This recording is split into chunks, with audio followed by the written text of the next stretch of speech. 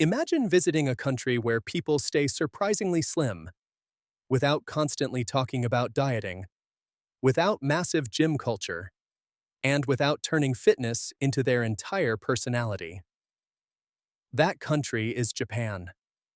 Japan has one of the lowest obesity rates in the developed world.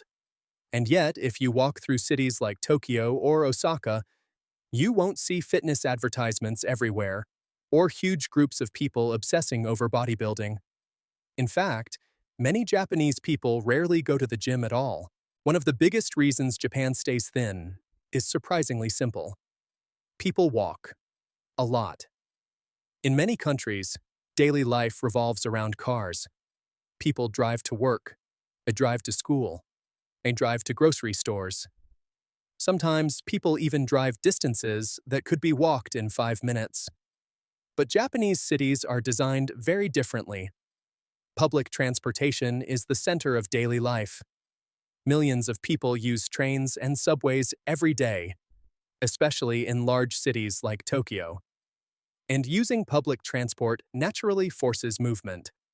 A normal Japanese commute often includes walking to the station, climbing multiple staircases, standing during train rides, changing train lines, walking again to the office or school.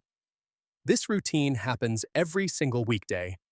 Without realizing it, many people are already burning calories throughout the day naturally. In countries heavily designed around cars, daily movement has almost disappeared. Many people sit in the car, at work, during lunch, at home for most of the day. Japan quietly prevents this sedentary lifestyle by making walking unavoidable. Even older people often walk regularly. Small neighborhood shops, train stations, and compact city layouts make walking feel normal rather than difficult. And because movement is built into daily life, people don't always need separate workout routines to stay active. Another major difference is food portions. Tourists visiting Japan often notice this immediately. Meals are smaller compared to many Western countries. Soft drinks are smaller. Desserts are smaller. Restaurant servings are smaller. But here's the important part. Japanese meals are designed to feel balanced instead of excessive. A traditional Japanese meal usually includes several small dishes rather than one giant plate. For example, rice, soup, fish, vegetables, fermented foods, teas. This style of eating naturally slows people down and prevents overeating. In many countries, restaurants compete by offering bigger portions, extra fries, unlimited refills, giant sugary drinks. Over time, people become used to eating far more calories than they actually need. Japan takes the opposite approach. Food presentation and balance matter more than quantity. Even convenience store meals are often portion-controlled. Instead of giant fast food combos, many people grab rice balls, noodles, small lunchboxes, salads, soups. The environment itself quietly encourages moderation. And perhaps most importantly, smaller portions become normal from childhood. People don't feel deprived because this is simply how eating has always looked to them. Japan also has a very different eating culture. Meals are often calmer and slower. People usually sit properly while eating, rather than rushing through meals in cars or while multitasking.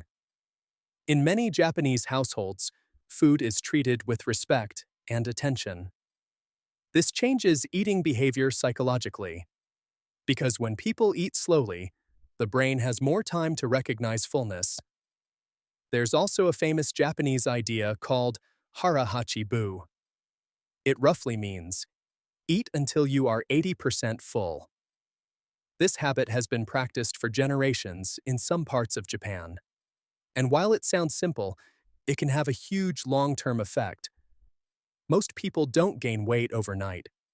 Weight gain often happens through tiny daily habits: slightly larger meals, extra snacks, sugary drinks, overeating without noticing.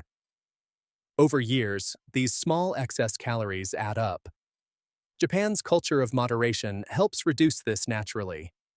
Instead of eating until feeling stuffed, many people stop before reaching that point. And because portion sizes are already smaller, this becomes even easier. Another hidden factor is sugar consumption. Many diets around the world are filled with sugary cereals, giant sodas, sweet coffee drinks, oversized desserts, processed snacks.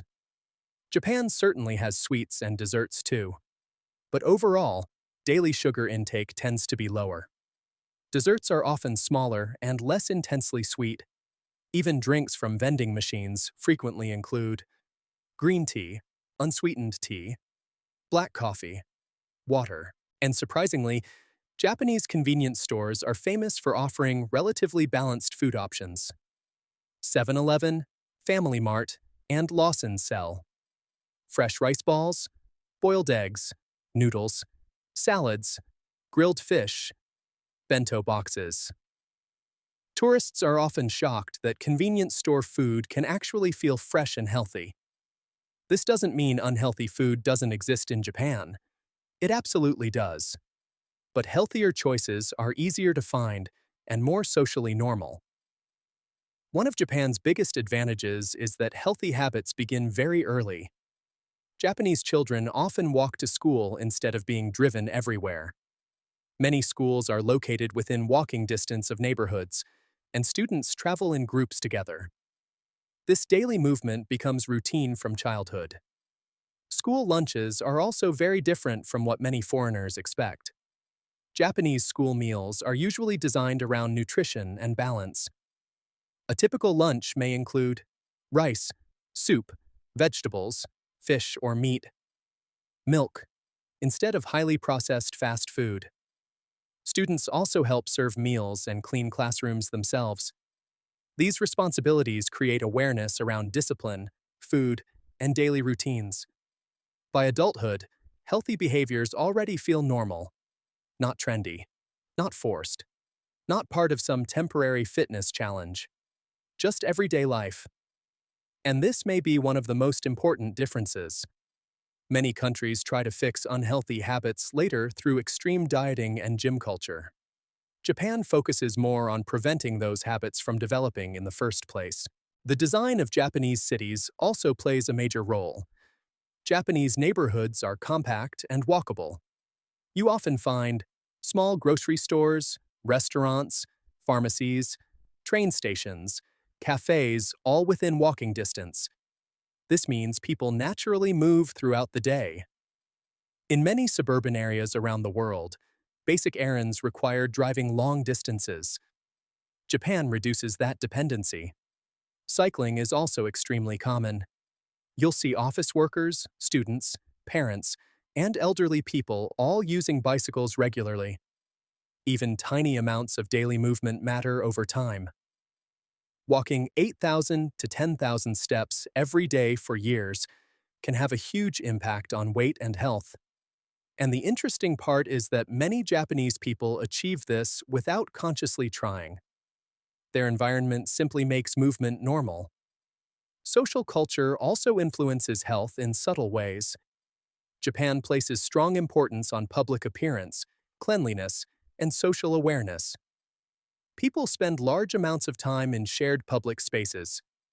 Trains, offices, sidewalks, restaurants.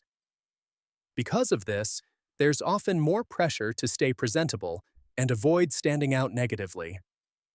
Obesity exists in Japan, but it is less normalized socially compared to some countries. This creates quiet pressure to maintain balance. At the same time, Japanese culture generally values moderation. Extreme behavior, including excessive eating, is often less socially encouraged. This mindset affects daily choices in ways many outsiders never notice. Japan's secret isn't one magical food.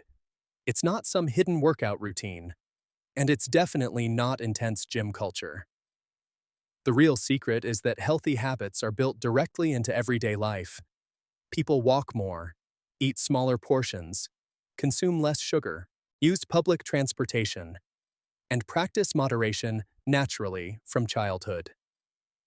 Over time, These tiny habits create massive long-term results, and maybe that's the biggest lesson Japan offers the world. Staying healthy doesn't always require extreme motivation or impossible discipline. Sometimes the environment around you matters even more. Because when healthy choices become normal, staying slim no longer feels like hard work. It simply becomes part of life. If you enjoyed this video, subscribe for more hidden cultural habits and surprising differences from around the world.